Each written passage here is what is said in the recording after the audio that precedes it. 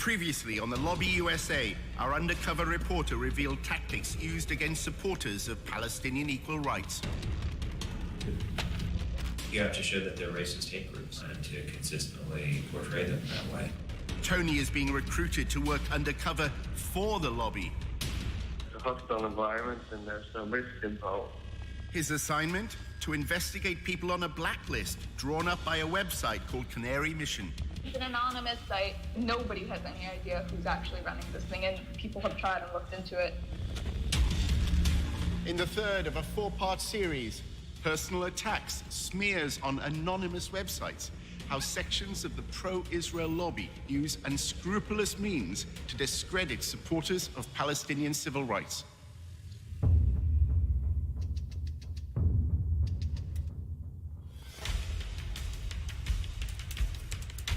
Using an undercover reporter, Al Jazeera's investigative unit infiltrates one of the most powerful lobbies in the world.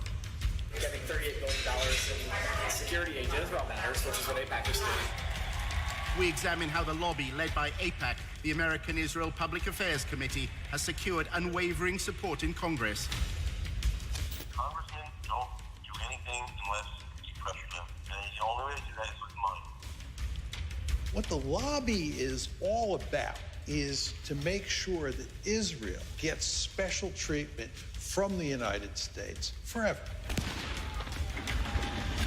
But after occupying Palestinian lands for half a century, the pro-Israel lobby is facing a new challenge.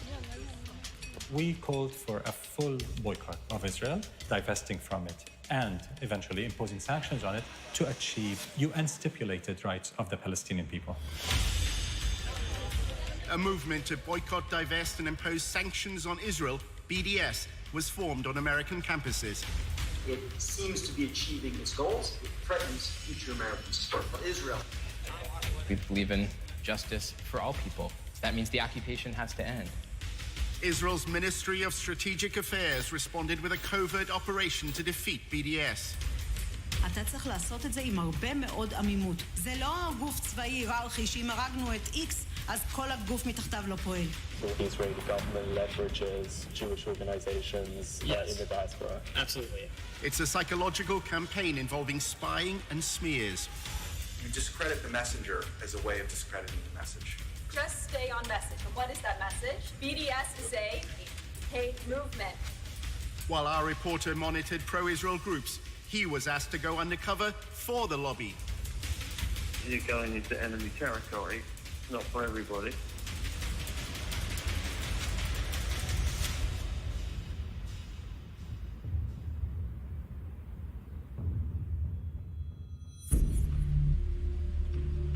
During his summer in Washington, Tony investigated how the lobby is responding to the growing support for BDS among students. AIPAC has an established network across high schools and universities and is also part of the wider campus coalition against BDS. I work with the DC school, so I can connect you to Georgetown, GW, American.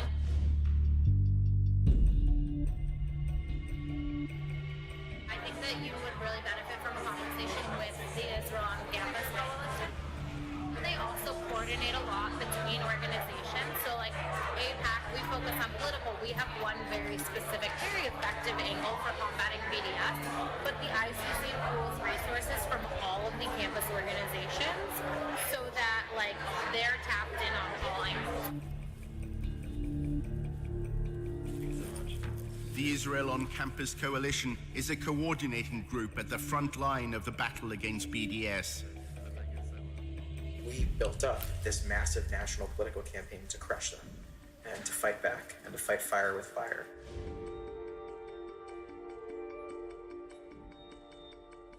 What we saw was a growing global movement to destroy Israel that was manifesting on American college campuses. It makes sense that they would try to poison the next generation. The one thing every member of Congress and president and ambassador and newspaper editor has in common is, by and large, they spent a little bit of time on a college campus, and probably those were formative years. The Israel on Campus Coalition is at the center of the lobby's response to BDS. There are about 100, maybe 120 now, professionals They're working for a dozen national ICC partner organizations like AIPAC and Hasbara Fellowships and Stand With Us and Hillel and Chabad and API. Stand With Us and the ICC have a particularly close relationship.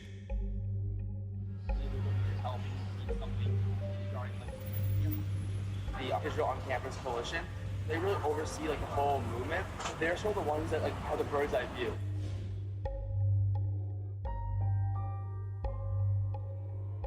Let's just say like next week, a BDS resolution comes to campus. So the ICC will be the ones, they'll organize a conference call with all the partners.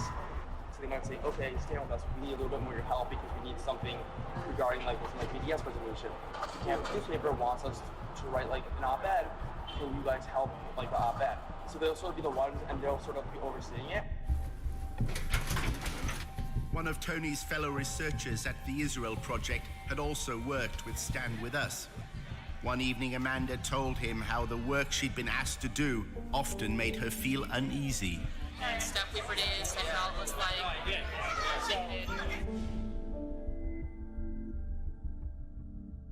it would be like pictures of Palestinian kids with a knife.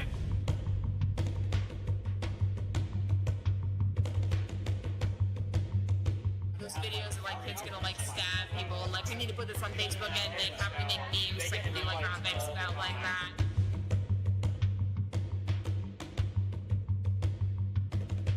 It was in everything. It was in like presentations on Palestinian terrorism that we did for college students and high school students. And it was like on our Facebook pages.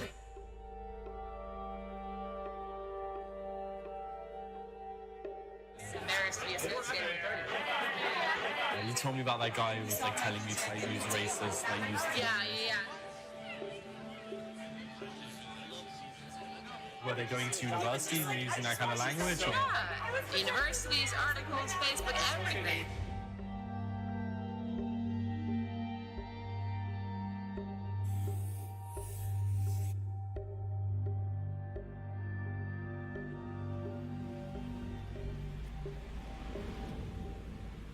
At the Israel Project's offices, Amanda confided further in Tony.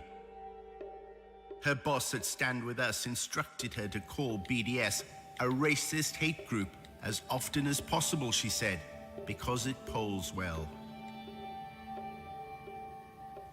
Stand With Us also had what she described as a covert group which would slander people as anti-Semites. It made her feel uncomfortable. Amanda recalled how Stand With Us was involved at her university. Students who criticized Israel's treatment of Palestinians were routinely accused of anti-Semitism. The pro-Israel side would say things like, it's anti-Semitic.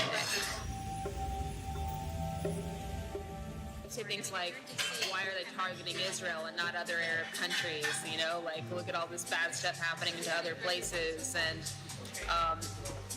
you know, and Israel is like a democracy. Like, they would just say all this stuff that was like so irrelevant.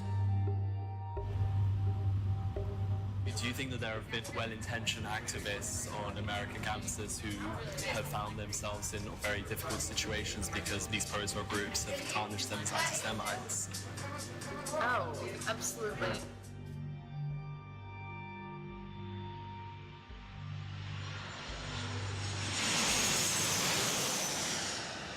Stand With Us holds an annual conference in Los Angeles. Its focus is on how to fight the BDS movement.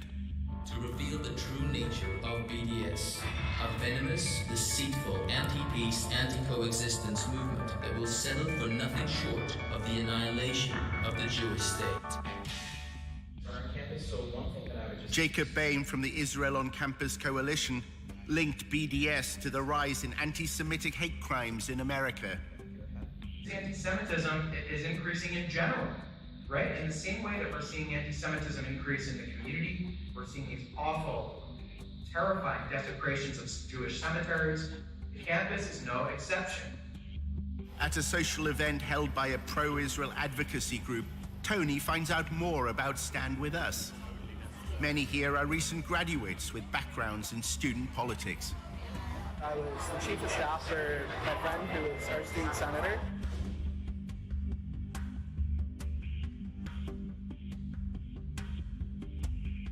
had Stand With Us write some checks, but we didn't let them put their logo on it. It's just our names on the logo. We didn't want that association because on Berkeley campus, if you don't know, they hate Stand With Us. As well as working behind the scenes to provide funds, Stand With Us helps pro-Israel groups denounce students who support equal rights for Palestinians. We've used Stand With Us strategically on my campus to have them publish stuff when we wanted stuff published. One girl that was running for our student senate, her last name's Dick, Tamaya Dim. The summer of 2014, the Gaza bombings happened. There's a lot of activity in the Bay Area, a lot of protests. You hear intifada, intifada, intifada. So, and I asked them, and I was like, oh, what does that mean? When Sumaya stood for the Student Senate at Berkeley, the Arabic word meaning uprising inspired her election slogan. My last name means faith and governance, a way of life. There was other hashtags, so it was like Din for the Win, Din Dynasty, and didn't really like them. So when I launched my campaign, it just seemed fitting to launch it with, hashtag Dintifada. She ran on the hashtag Dintifada as her, Dintifada, her last name's Din, Tamaya Dim. And we're like, this isn't okay. Stand With Us and launched a social media assault on Sumaya's campaign and her character. We had a campaign party, it was a launch party, and an hour later, I'm getting all these messages.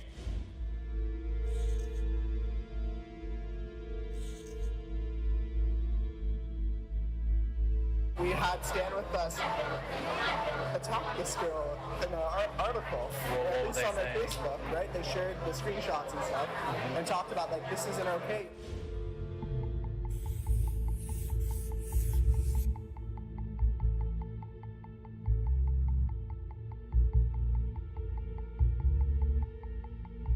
The next day, Stand With Us completely took my campaign slogan out of context. It's just an Arabic word, meaning uprising, and they redefined it to then serve their own purpose.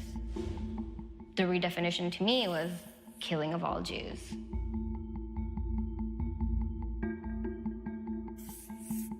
Sumaya received a barrage of abuse on social media.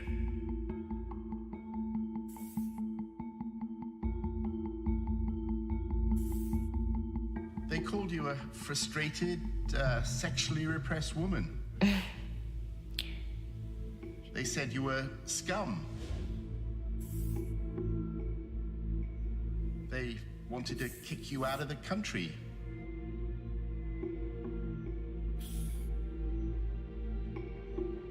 How hard was all that to deal with? Yeah, I distanced myself from that. I would go out and I would be walking on campus. Everyone would be looking at me. I felt like I needed to hide. It took me 3 days. I didn't sleep. I was just like, what's going on? We don't want Stand With Us's name, on our name.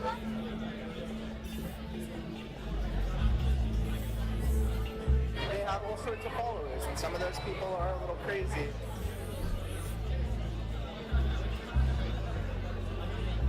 You have people that saying, that person should die. This girl was getting death threats. People are like, she's a terrorist, blah, blah, blah.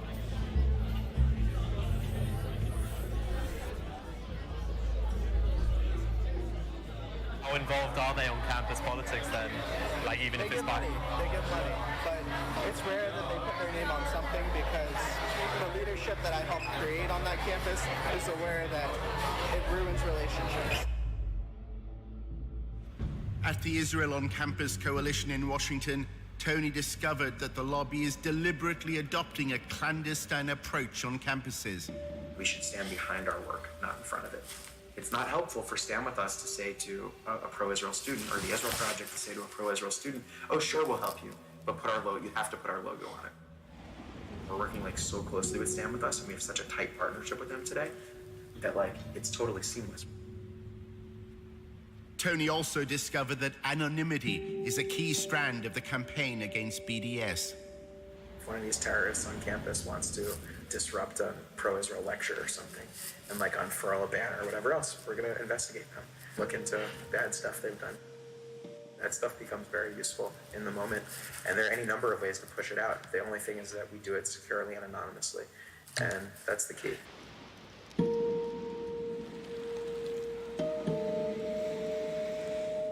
It was a Sunday. I was in the kitchen. My partner was in the living room with my daughter. Came in with her laptop, and she said, "You've got to see this." Bill Mullen has been a campaigner for the BDS movement for years. His wife had been sent a link to a website containing a letter addressed to her. This letter purported to be by a former student who said that she had been sexually harassed by me, and she had found other students at Purdue who had had the same experience, and she was writing this letter to tell their story. With the anti-Israel people, what's most effective, what we found, at least in the last year, is you do the opposition research, put up some anonymous website, and then put up targeted Facebook ads. Within a very short time, within about 48 hours, we were able to establish that these multiple sites that we had found attacking me had been taken out almost at the same time, and that they were clearly the work of the same people. Every few hours, you drip out a new piece of the opposition research. It's psychological warfare. Drives them crazy. One of the accounts said that in the process of supposedly putting my hand on her, I'd invited her to a Palestine organizational meeting. And I thought, well, you're sort of putting your cards on the table there, whoever you are. We found out that a student at Purdue, who I work with, had also been targeted. A former activist with Students for Justice in Palestine agreed to speak only with her face concealed. It said that I would get drunk and go and have sex with multiple guys, and that's just a huge attack on my character and a massive lie. My parents were very upset. They immediately told me to quit my involvement with SJP. They either shut down or they spend time responding to it and investigating it, which is time they can't spend attacking Israel. That's incredibly effective. The main focus was to attack my reputation and my character, pretty much to mess with me so that I don't want to continue my involvement with SJP. It was really an attempt by people who didn't know us to think, maybe I can destroy this marriage at the very least. Maybe I can cause them horrendous personal suffering. The same letter purporting to be harassment to my wife used the name of our daughter. I think that was the worst moment. I think we thought, these people will do anything. They're capable of doing anything. Could you send me some of these websites? I'd be very curious just to see what they look like. I couldn't. You couldn't, okay. But, you know, Canary Mission is a good example. Canary Mission is highly, highly effective to the extent that we monitor the Students for Justice in Palestine and their allies. I remember it was the morning I was getting ready for school. I was about to graduate at this point, in a pretty cheery mood, I'd say. I got a Facebook message from one of my friends. She goes, "Hey, Marcel, I don't mean to freak you out, but I think you should see this." I click on it, and then I see it's a picture of me, and it's my name, and it's a profile about me. When I saw that this was a website dedicated to taking down pro-BDS activists and painting us all as terrorists and anti-Semitic, it was chaos. It was chaos in my mind. What are people gonna think when they look at my name on Google? Are they gonna think I'm a terrorist? Are they gonna think I don't like Jewish people? They're picking out individuals who they think are critical of Israel, and they're smearing them. And they're telling them that what's going to happen here is if you don't cease and desist from acting like this, we in the end will do much to destroy your career. A few years later, these individuals are applying for jobs within your company. Canary Mission's promotional video threatens to pass these smears on to prospective employers. Ensure that today's radicals are not tomorrow's employees. It was shattering to me because I had to look for a job, I had to start my life, and now I had this website smearing my name before I even got a chance to really make a name for myself. Somebody did contact my employer and asked for me to be fired based on my pro-Palestine activism. They said that, if they continued to employ me, that their values are anti-Semitic. It can be really scary at first. I was mostly harassed via Twitter. They were tweeting me like every 2 or 3 days. They take screenshots, even way back to my Facebook pictures that don't even look like me anymore. Just digging and digging through my online presence. They're terrified of Canary Mission, and it's about time. We had always been afraid of ending up on there. It was very personal. They see us as such a threat that they have to kind of twist and turn and delve into our personal lives. As if they were trying to scare us into stopping our work. Their Twitter campaign is relentless. Every picture that I post on Facebook, it goes onto one of their websites with every tweet that I put in.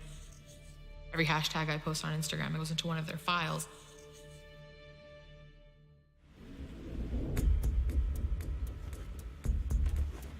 The research operation is very high tech. When I got here a few years ago, the budget was like $3,000. Today it's like $1.5 million or more. Probably it's like $2 million even at this point. I don't even know. It's huge. It's a massive budget.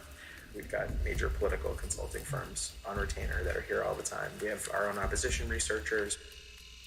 We have a lot of communications capabilities. And what's most interesting about it, I think, is that 90% of the people who pay attention to this space very closely have no idea what we're actually doing, which I like. Caffeinated, tried to be. As he left his meeting at the ICC, Tony reflected on the way Jacob Boehm had reacted to his questions about Canary Mission. We do it securely and anonymously, and that's the key. It sounds very similar to like a Canary Mission and that kind of thing. Is that, yeah. Are you guys in touch with them at all, or is there any kind of, no? No, Canary Mission is totally anonymous. Yes. Yeah, it's hard to figure out who's behind it. Canary Mission is highly, highly effective to the extent that we monitor the Students for Justice in Palestine and their allies. We're doing it better. I mean, not we, but this some anonymous group. We don't know who's behind it. I would ask where they get their money from, because ultimately that tells you where the control is. In part 2, we reveal for the first time who set up and finances Canary Mission. He called a group of us to ask us what we thought. I told him actually I thought it was a bad idea, but he did anyway. And how the pro-Israel lobby uses smears to try to change American law. Investigate us for what? For doing nothing wrong?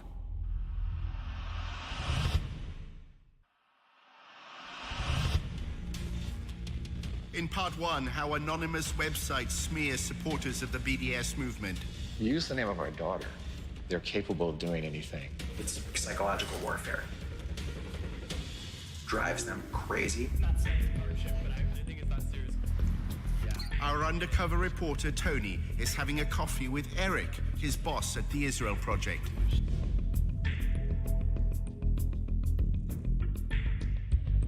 Tony wanted to find out more about Canary Mission. There's a guy named Adam Milstein who you might want to meet. He's a convicted felon. That's a bad way to describe him. He's a real estate mogul.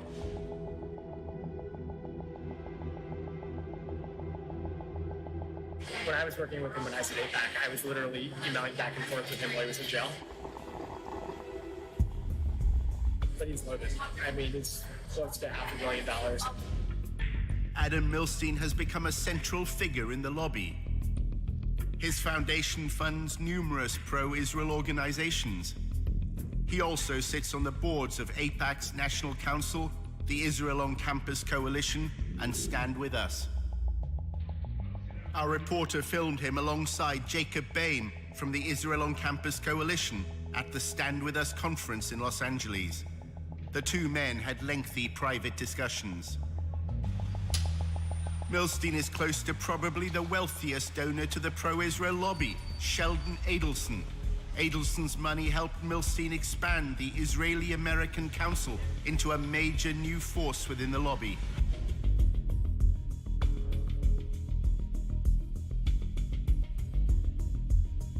Adelson arrived at the 2016 IAC conference with Rudy Giuliani, now an advisor to President Trump. An IAC video from the conference shows Milstein and Adelson discussing their partnership. You said you see the vision and you tell us, go and do it.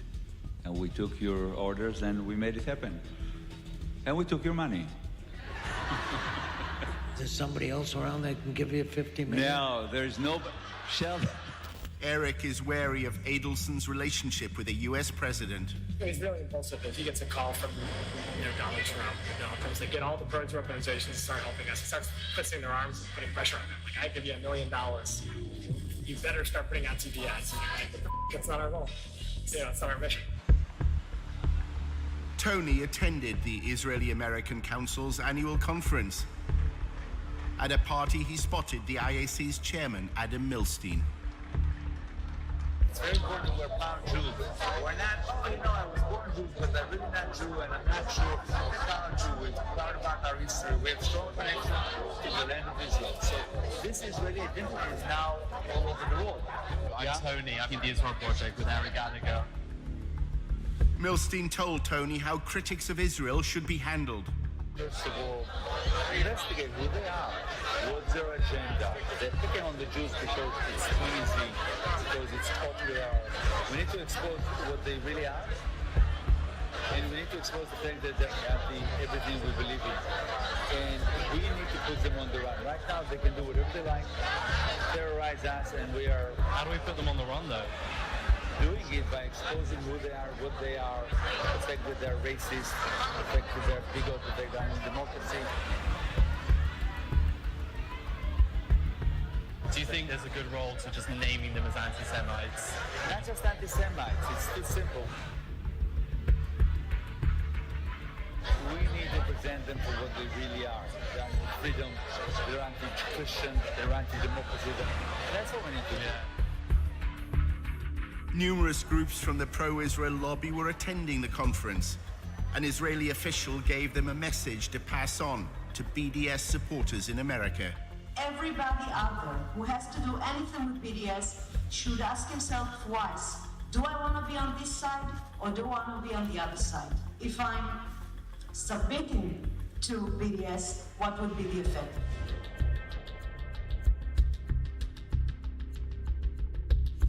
We've got the budget. We can bring things to the table that are quite different. In episode 1 of The Lobby USA, Tony discovered that the Israeli government has launched a covert campaign to gather information on American citizens. We have 3 different sub-campaigns: data gathering, working on activist organization, money trail. The Israeli official named one organization that was a partner in its covert campaign, the Foundation for Defense of Democracies, or FDD. This is something that only a country with its resources can do the best. We have FDD, we have others working on this. She names the Foundation for the Defense of Democracy as an agent for this foreign government going after American citizens. I mean, that quote is a smoking gun. Yeah. Sorry, are you Jonathan? Hey, I'm Tony. Hi. I met up with Benny Wine. Jonathan Shanzer works for the FDD. He produces research on the financing of armed groups. Yeah, I'm very interested in getting involved in BDS activity and stuff like that. Hopefully anti-BDS. If you had on tape a senior Russian or Iranian or even Canadian official saying that they were running covert operations to spy on Americans and using an organization like the Foundation for Defense of Democracies as a front group, I think it would be a bombshell. Shanzo was invited to talk at the training workshops that Tony attended. Think tanks are the folks that used to work in government, have PhDs, and decided not to become professors.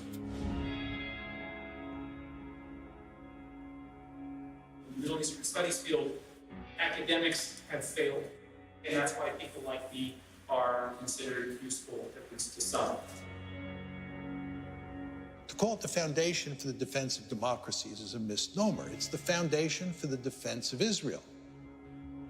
When you strip away all the layers of the onion and you look at what you really have, what you have is a foundation that is dedicated to one goal, and that is defending Israel at every turn.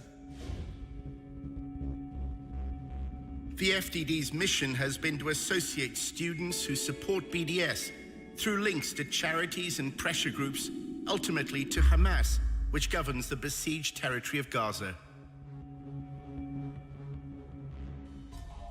We found out that there was a coordinator who was being paid to make sure that the activists from a certain group called SJP, Students for Justice in Palestine, who was working with all the different SJP chapters around the country to make sure that they all have the same message. So we said, wait a minute, who are these people? That kind of sounds like a little bit like a network. We took a little bit of a deeper dive. We found out that there was one organization that was, in fact, the mothership. Shanza's mothership is a group called American Muslims for Palestine. Here's the remarkable thing, is that this organization has employees that used to work for Hamas charities here in the United States. Many employees, as a matter of fact, that used to work for the Holy Land Foundation. Does that name ring a bell to anyone? The Holy Land Foundation was the largest Islamic charity in the United States. In the aftermath of 9/11, the government accused it of funding terrorism. With this action, we go beyond the Al-Qaeda network to target groups whose violent actions are designed to destroy the Middle East peace process. Hamas emerged as a resistance movement, challenging Israel's occupation of Palestinian land. The United States lists it as a foreign terrorist organization. 5 members of the Holy Land Foundation were later convicted of sending money to Hamas. Almost 90% of all those Arab and Muslims that were targeted in the United States post 9/11 were targeted because of their engagement with the Palestine issue. They had nothing to do with being members of Al-Qaeda, have no relationship whatsoever to what's so-called transnational terrorism. There's been a very strong trend from Israel and its advocates since the September 11, 2001 attacks to portray Israel as part of a civilizational war where Israel is on the Western side and Israel's critics are on the side of the terrorists. According to reports in Israeli newspapers in 2008, Prime Minister Netanyahu said 9/11 had been good for Israel. The attacks had swung American public opinion in its favor. It's not surprising one of the largest cases that we had in this country was the shutting down of the Holy Land Foundation. If you look at all those that were targeted in relations to the Palestine-Israel conflict and their engagement politically. Turns out there are 3 individuals currently working for what we'll call a mothership that used to work for the Holy Land Foundation. 3 former volunteers at the Holy Land Foundation are now involved with American Muslims for Palestine. None of these individuals has been accused of any wrongdoing in the United States. So I'm thinking, aha, okay, terror financiers. I used to do this for a living. I used to work for the Treasury Department tracking terrorist money. I know these guys. What's going on here? We have no affiliation with any foreign organization. We don't receive money from overseas. And this mothership organization is a very small organization. But the pro-Israel advocacy class heard another message. It was that the primary driver of the BDS movement in America is all populated by people former Hamas charity employees.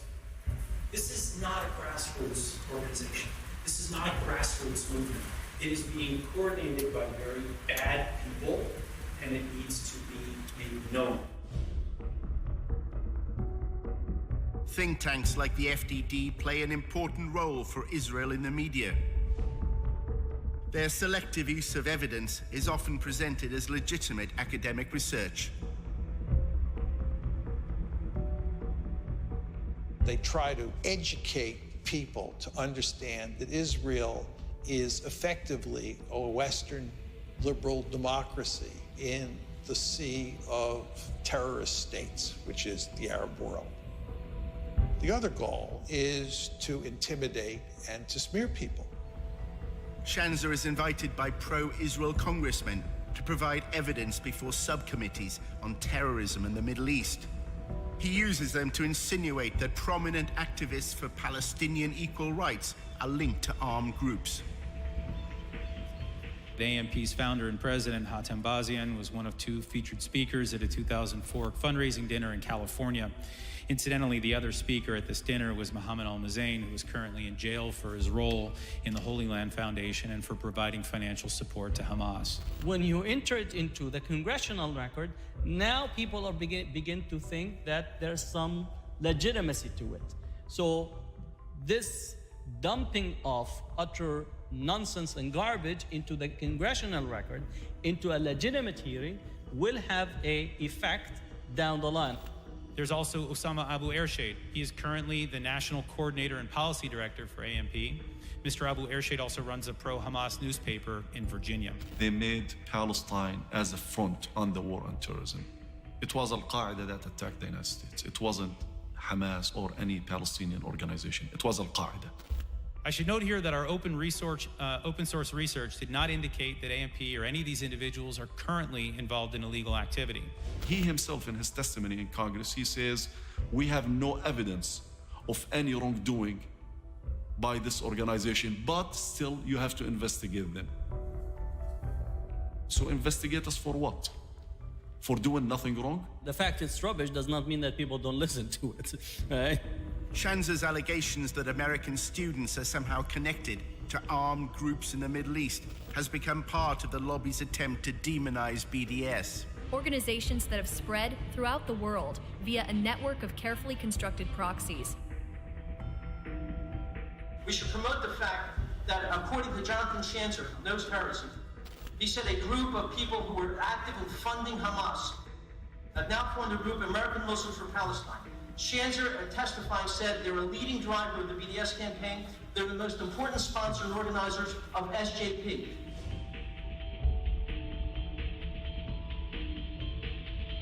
We have to make it clear in every way possible that they are being funded and trained by vicious lovers of Hamas. Hello there. Hi. Hi, everyone. How's it going? Tony spoke again to his contacts at the Allgemeine newspaper. They want him to go undercover at a rally supporting BDS. They want Tony to find a connection between the activists he's supposed to spy on and the Holy Land Foundation. There's a long history of crimes affiliated with the BDS movement that have been judged as such by U.S. courts. For example, the Holy Land Foundation.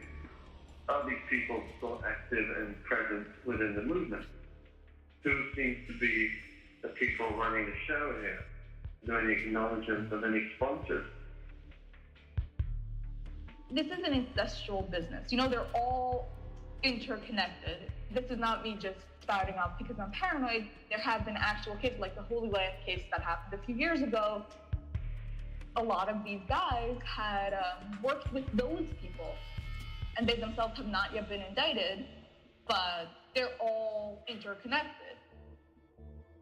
Part of the reason why that is so crucial is because when you're making lines from one organization to the other, eventually you make a line to Hamas, to Hezbollah, to Iran.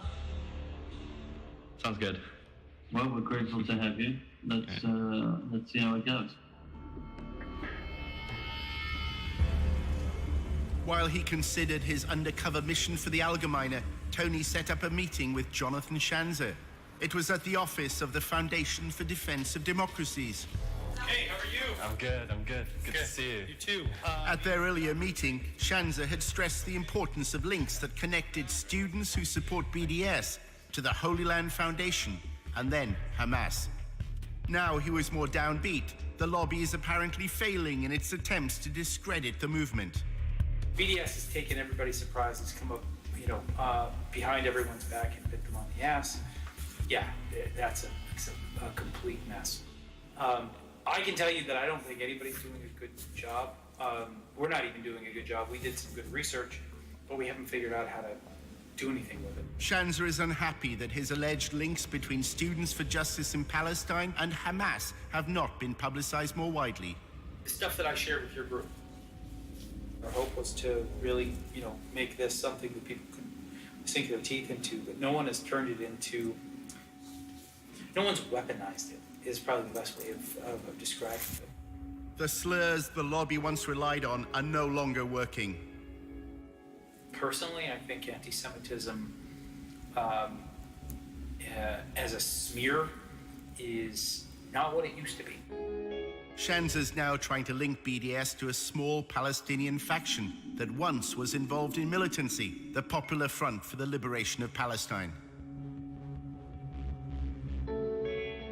So you got Hamas on one hand, you got PFLP on the other. Sooner or later, this stuff will come to light. What have you found so far? We'll come out with something when I've gotten enough. We found indications that there could be some research to produce. Their strategy is to fill the pipeline of as much research and information that creates what I consider to be is the civil society assassination of Arab Muslim Palestinians in such a way that they will not have an entry into the debate. Shanza claims he's found yet another means of discrediting the BDS movement, this time connecting it to the Muslim Brotherhood. The problem is the Muslim Brotherhood's not an illegal organization in the United States. So you can say that that's bad, but if there's no legal link, there's no, there's no law enforcement angle on any level, then it becomes really hard to win. The Muslim Brotherhood is a loose international movement which endorses the political expression of Islamic values. Congress is now considering designating it as a terrorist organization. They are moving right now with a bill to try to ban the Muslim Brotherhood movement. So the strategy that is being deployed, which is create the demonization, filling the garbage can with as much material as possible, especially from a Congress and Senate. We've been dealing with the radical Islam from the Islamic Republic since 1979, the Muslim Brotherhood since the 1920s. You've got the Islamic State, you've got the Islamic Republic. Their hatred for Israel, their Islamist ideology is what really motivates the terrorism that they carry out. You have to attack their weaknesses better than they attack your weaknesses. That's war. Why they're doing this? Why they're going after our organizations? It's always connected to the issue of Palestine. They always try to connect us, to connect dots that they don't exist. Terrorism is a very effective word. And what a lot of people in the lobby try to do is describe pro-Arab or pro-Palestinian groups as terrorist groups. There's no doubt that when you employ the tactic of identifying Muslim or Arab or Palestinian groups as terrorist organizations, that you're promoting Islamophobia. Shanza is a popular speaker at the pro-Israel campus events that Tony attends. Hey, how are you? Good to see you. You too. Welcome. A panel discussion at George Mason University is an opportunity to promote the FDD's research to a friendly audience. My organization, FDD, earlier this year concluded a deep dive study into the fiscal and corporate sponsors of BDS, and we found several troubling connections to the Palestinian terrorist group Hamas, an Islamist supremacist organization that seeks nothing less than the annihilation of the state of Israel. I recently published research just this week showing that BDS groups get help from other Palestinian terrorist organizations like the Popular Front for Liberation of Palestine. Problem is that most students don't know who is behind BDS, and most Americans don't know. And this is why BDS is gaining traction. AMP is the de facto national leadership of Students for Justice in Palestine.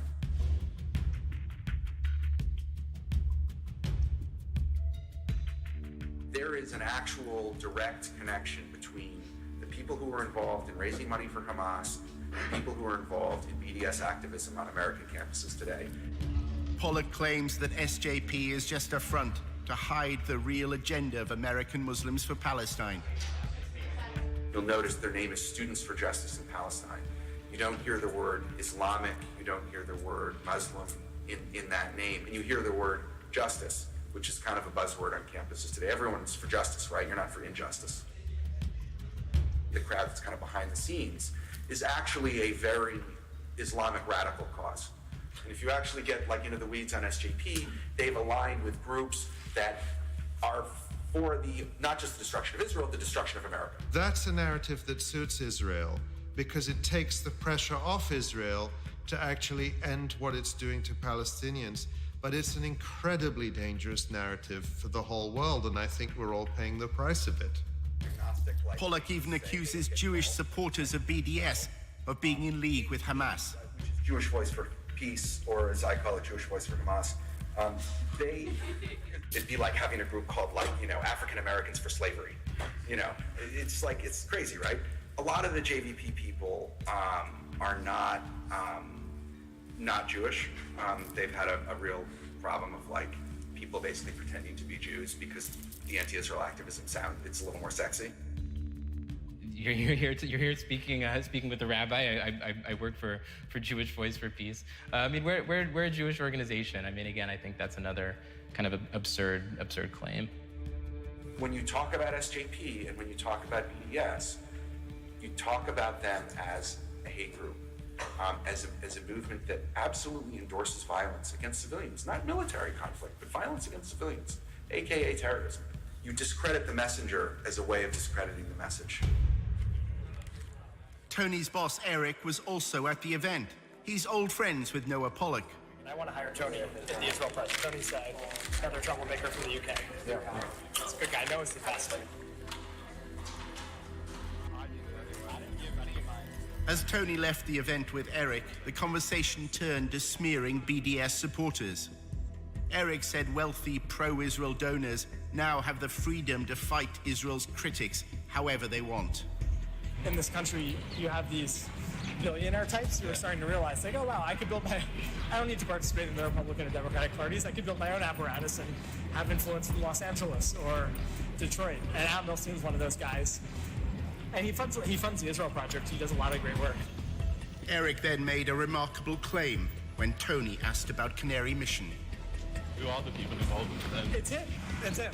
Adam Milstein. Yeah, I don't know who he hired to oversee it. Adam Milstein. He's the guy who funds it. We need to expose the fact that they're anti everything we believe in. We need to put them on the right. So Adam Milstein, he funds the Israel Project and he's funding the Canary Mission website. Yeah, which is interesting because it makes it seem as though we're a part of it, but we're not. Actually, I was involved with the effort to start the Name and Shame. He called a group of us to ask us what we thought. I told him actually I thought it was a bad idea, but he did anyway. They've lost the political argument. They can now do nothing but resort to personal smears against us. They can't engage us in discussions of the occupation. They can't defend apartheid. They can't defend the bombings in Gaza, but they can try to destroy our lives. Kind of really desperate and pathetic almost, you know, going after students, trying to compromise their futures because they're trying to fight for social justice. I know a guy actually is working with Adam on all sorts of digital spying. There's a group of like anonymous people who have a very sophisticated digital strategy for exposing these people and making sure the stuff stays with them. Yeah. There's no one on their side doing it, so you don't have to worry about your reputation.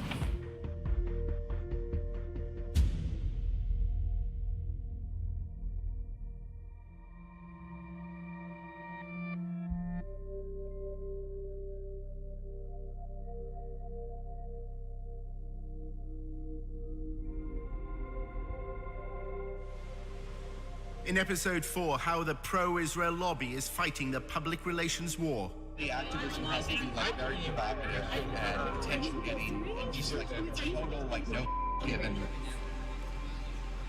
and how the Israel Project is laying the ground for a future conflict with Hezbollah. We have to be ready because that war will be won and lost. The court of public opinion, not